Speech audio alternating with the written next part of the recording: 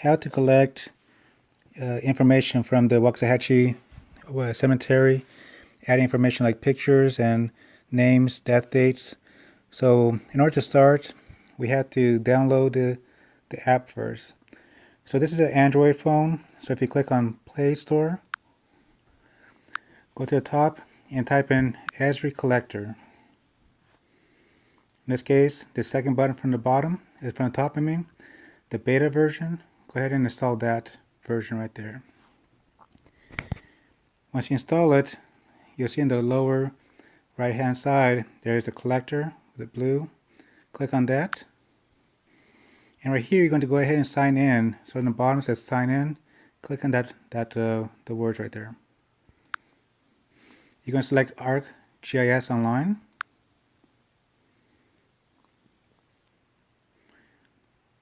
When you get to the screen, use a username and password that's going to be provided to you.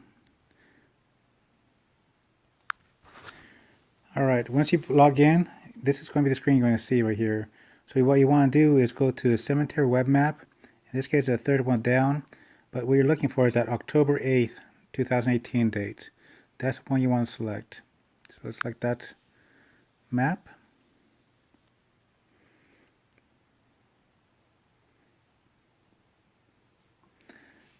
And right here, what is going to put us in the general location of the cemetery, but also the three dots at the top. You can also go to base map, and actually no, go back, and bookmarks, and then select default map, and it'll take you to the extent of this cemetery here. So what I want to show you some examples of what we want to do here. So I'm zooming to this location in the cemetery, and if you look, there's boxes and points, and the boxes just give us a general location of where those headstones are, and the points is where we're going to actually put the information in.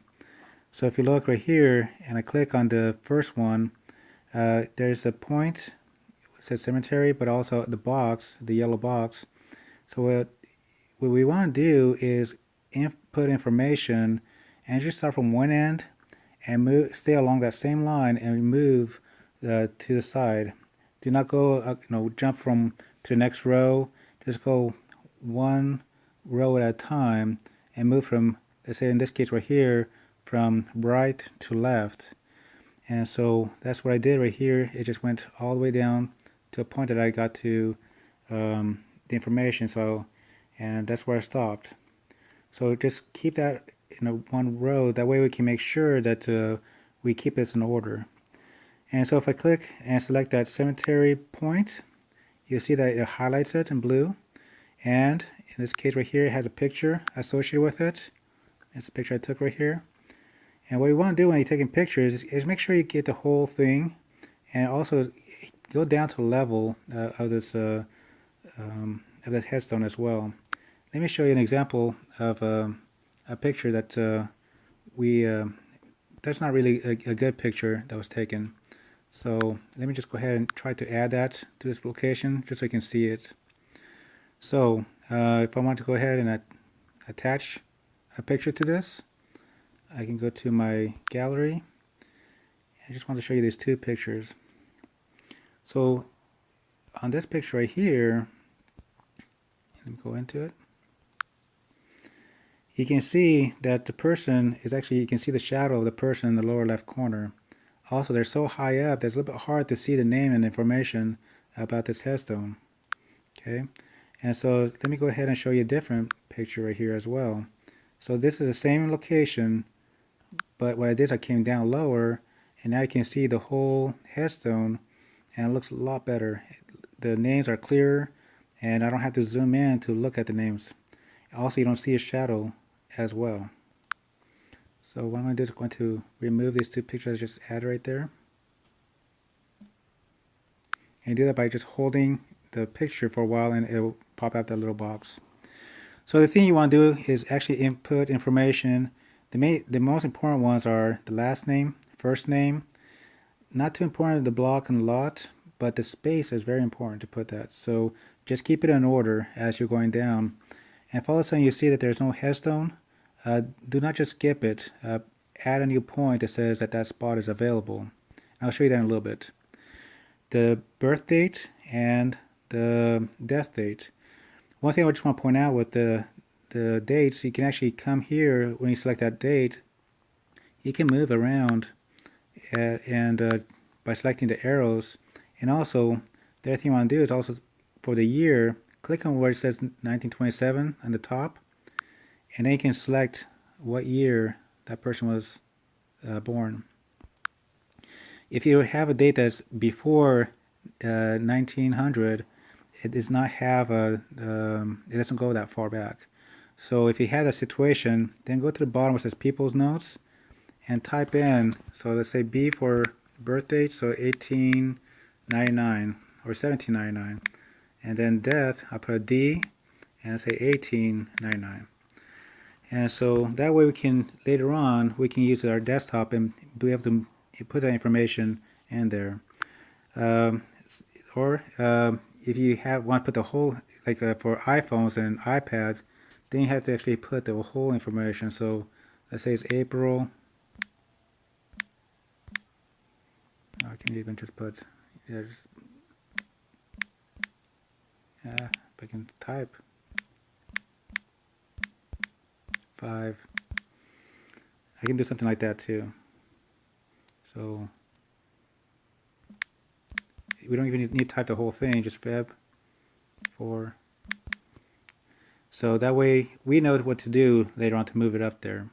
But I just want to show you some of that information to be able to add into those notes. The other thing you want to do is actually describe if they were a veteran or not. So right here where it says veteran, click on that, and you can choose if they were a veteran or not. The way to know if they're a veteran, let me show you this other picture right here. So right here, this person was a veteran, and we can see that they have a marker for veterans, and they also have the information. So assistant band leader, so they have all this information, and what you want to do is type in that into people's notes, letter by letter. Sometimes we don't know what the meaning is. That's fine, don't worry about it. Just put it word for word what is in that marker.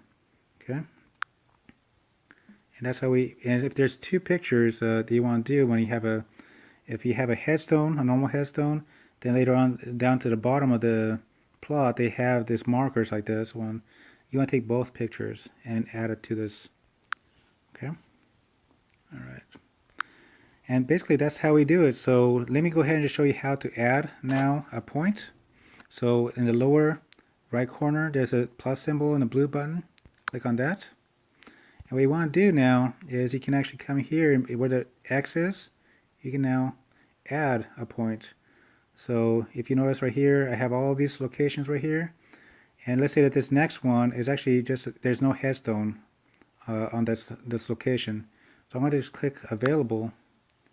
And I don't have to put any information there. I don't have to take a picture or anything. I just put that it's available. There's no headstone. I don't have to put a note. I just want to make sure that we keep it in order. And if there's no headstone, put it that available spot and then hit the check mark. If it's sold, then I'm going to discard that. And let me add another point. And let me actually move a point. So in this case right here, that person, the GPS was not that good, so that person actually is down below. So let me go ahead and move that point to the right location. So in the bottom you see that little pencil mark. That's the edit button. The middle one is the trash to delete it, and then the one to the right is a tag. You're going to mainly use the edit with the pencil and the trash can. So let's go ahead and edit and let's move that point. Alright, so in this case right here, wherever that crosshairs goes, that's where that point is going to get moved. And then when you get the cross points where you want to be, click on the blue button that says update point, and see how it moved from that spot. Let me go ahead and move it back. See? I can move it to anywhere I want to. Wherever that crosshair is going to move it.